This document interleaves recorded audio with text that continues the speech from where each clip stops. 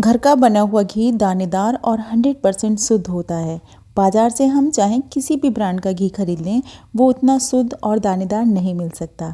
So welcome to my channel Payas kitchen.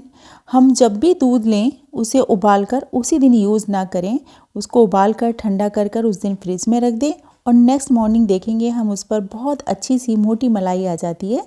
तो उसे उतार कर हम एक डिब्बे में रख कर उसको स्टोर करें और उस डब्बे को रखें हम फ्रीज़र में जहाँ बर्फ़ जमाई जाती है।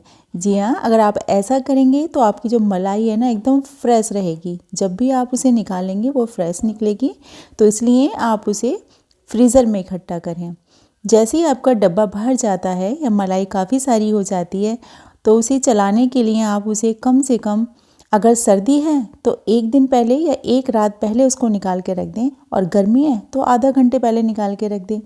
तो अब सर्दी है, मैंने इसे मलाई को रात ही निकाल के रख दिया था और इसको मथने के लिए मैंने ली है मथनी। कई लोग इसे मथनी कहते हैं, रई कहते हैं, आप जो भी कहते हैं।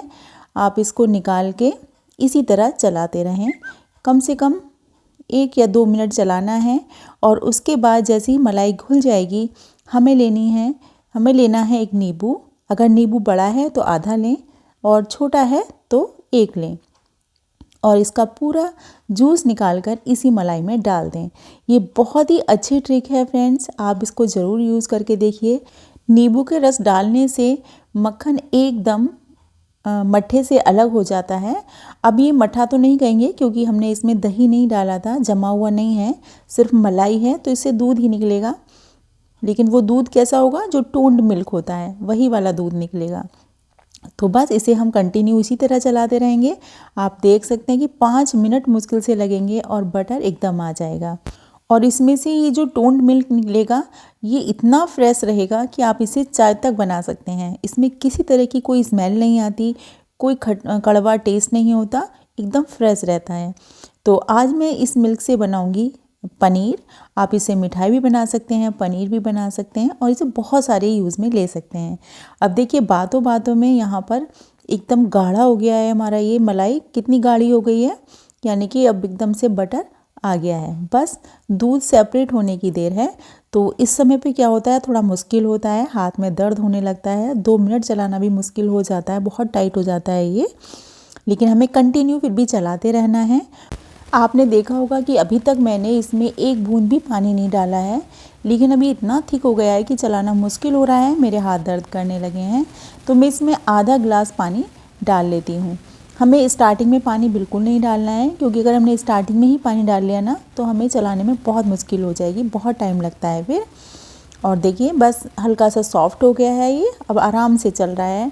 बस इसे कंटिन्यू 1 मिनट और चलाइए और इसका जो बटर है वो एकदम ही सेपरेट हो जाएगा।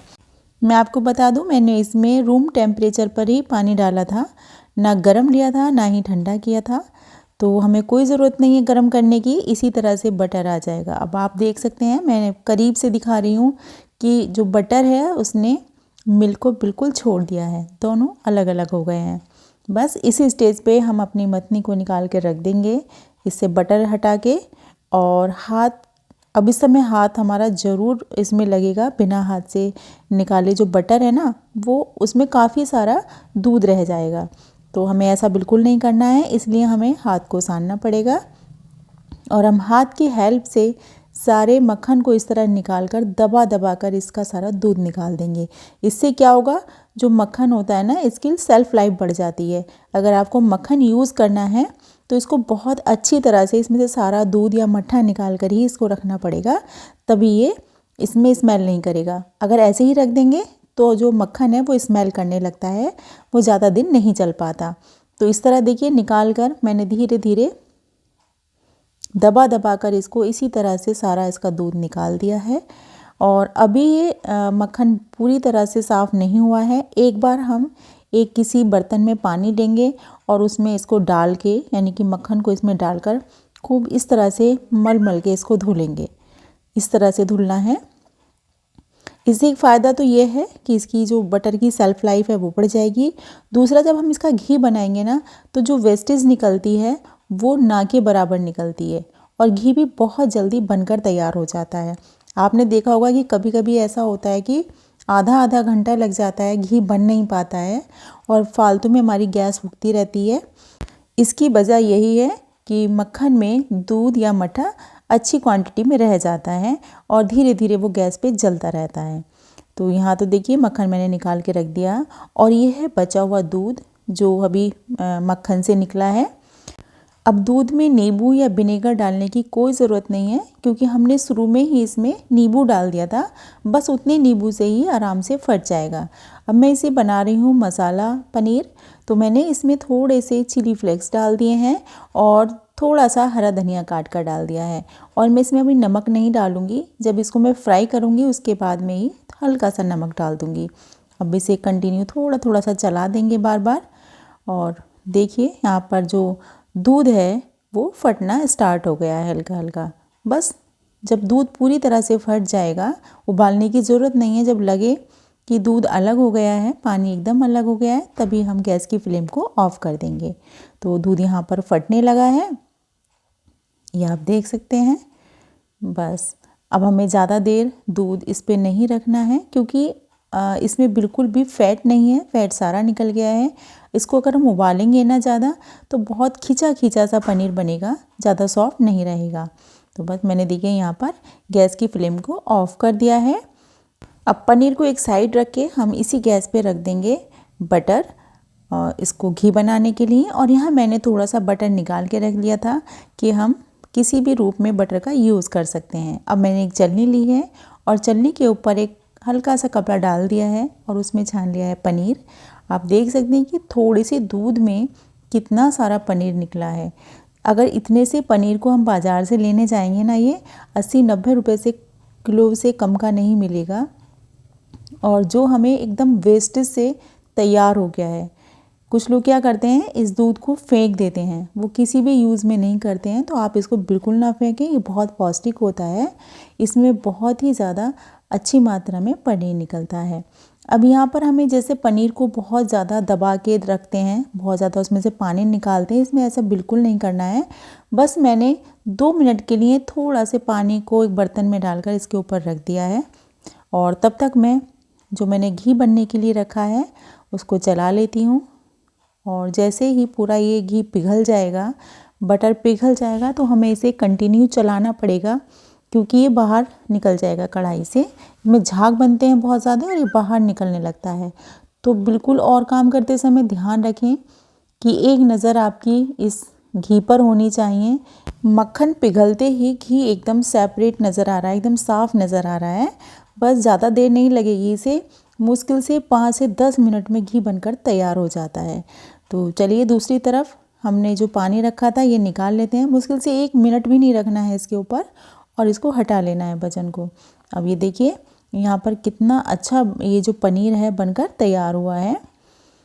अब मैं क्या करूँगी, इसको फटाफट पीस बना लेती हूँ, इसकी छोटे छोटे इसको काट लेती हूँ और इसको उसी बर्तन में जिसमें हमने घी पकाया था ना, उसी में बाद में डालकर थोड़ा सा फ्राई कर दूँगी, ज़रा सा मसाला डाल दूँगी और इसको इस तरह से खा सकते हैं। आप इसकी पनीर की भुर्जी भी बनाकर खा सकते हैं। देखिए कितना सॉफ्ट पनीर बना है। तो आप इस तरह बचे हुए दूध को बिल्कुल भी वेस्ट ना करें। और देखिए यहाँ पर घी एकदम बनकर तैयार हो गया है। सारा जो इसका दूध था वो जल गया है, वेस्टेज थी वो नीचे बैठ गई है। लेकिन हमें चलाते रहना है क्योंकि अगर जो नीचे की वेस्टेज है ना वो नीचे जल जाती है, उसमें धुआं निकल जाता है, तो घी का टेस्ट भी ख़राब हो जाता है। तो इसीलिए हमें कंटिन्यू नीचे चलाते भी रहना है और ध्यान रखना है कि घी बाहर ना निकले कढ़ाई के। कढ़ाई के किनारों को आप देखिए, उस पर जो वेस्टेज लगी है उसका कलर चेंज हो गया है। बस यानी कि हमारा घी पक चुका है। बस इसी स्टेज पे हमें गैस की फ्लेम को ऑफ़ कर देना है और मुश्किल से 1 मिनट इसको थोड़ा सा ठंडा होने दीजिए और फटाफट इसे छान लीजिए। हमें इसे गरम गरम ही छानना है क्योंकि जब गाढ़ा हो जाता है ठंडा होने के बाद तो ढंग से घी छन नहीं पाता है। तो मैं आपको दिखाती हूँ कि इसमें कितनी कम वेस्टेज निकली है। वो कम वेस्टेज क्यों निकली है, क्योंकि हमने मक्खन को बहुत अच्छी तरह से पानी में धुला था, तो इसकी वजह से इसमें कम वेस्टेज निकली है। अब देखिए मैं एक स्पैचुला या कुछ स्पून लूँगी और उसकी हेल्प से इसको दबा दबा के सारा इसका जो घी है ना वो निकाल दूँगी इस तरह से। और आप देखिए कितनी कम वेस्टेज निकली है और आप घी का देख सकते हैं कितना प्योर घी निकला है, देखने में कितना अच्छा लग रहा है। लेकिन अभी वेस्टेज के थोड़े थोड़े से क्रम्बल्स नीचे बैठ गए हैं घी में, तो मैं थोड़ी देर इसको इसी तरह छोड़ देती हूँ। और आप देख सकते हैं मैंने उसी बर्तन में जिसमें घी मैंने बनाया था बिल्कुल साफ़ हो गया था, बस 2-3 बूंदें घी की रह गई थी। उसी में मैंने पनीर को डाला, उसमें चाट मसाला, भुने हुए ज़ीरे का पाउडर और हल्का सा नमक, बहुत हल्का सा डालकर इसको इस तरह से थोड़ी देर के लिए 1 से 1.5 मिनट के लिए मैं इसको फ्राई कर लूँगी। और ये खाने में बहुत ही टेस्टी लगता है। आप इसको इसी तरह खा सकते हैं, या फिर आप सब्ज़ी बनाते हैं तो इसकी भुर्जी बना लीजिए, इसमें प्याज, हरी मिर्च डालकर, वो भी बहुत टेस्टी लगती है। तो देखिए आप कितना टेस्टी सा स्नैक्स बनकर तैयार हुआ है। बस ये बात यहाँ पे एकदम सार्थक होती है, आम के आम गुठलियों के दाम। मैं 1.5 किलो दूध लेती हूँ और कम से कम 7 दिन की ये मलाई थी जो मैंने इकट्ठी की थी एक बर्तन में। और उससे देखिए 7 दिन की मलाई से इतना सारा मक्खन भी मैंने निकाल के रख लिया और लगभग 500 ग्राम घी बन के तैयार हो गया है और ये पनीर बन के तैयार हो गया है।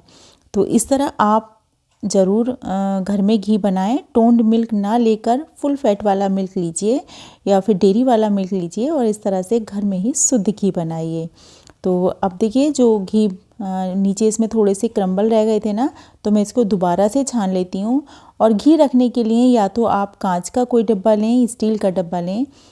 जो प्लास्टिक के डब्बे आते हैं ना, उसमें बिल्कुल भी घी को ना रखें, थोड़े दिन बाद ही घी स्मेल करने लगता है प्लास्टिक के डब्बे में। अगर आपको घी बनाने का ये मेथड पसंद आया हो तो प्लीज़ वीडियो को लाइक शेयर ज़रूर कर दें। और अगर पायस किचन को अभी तक जिसने भी सब्सक्राइब नहीं किया है, उन सब से रिक्वेस्ट है कि प्लीज़ चैनल को सब्सक्राइब भी कर लें। और मैं दिखाती हूँ नेक्स्ट मॉर्निंग ये जो घी है कितना दानेदार बनकर तैयार हुआ है। आपको इस तरह का घी बिल्कुल भी मार्केट में नहीं मिलेगा। तो कमेंट्स बॉक्स में लिखकर बताइए कि क्या आप भी घर में घी बनाते हैं, और बनाते हैं तो किस मेथड से बनाते हैं। तो हम फिर मिलेंगे नेक्स्ट वीडियो में एक नई रेसिपी के साथ। तब तक के लिए बाय बाय।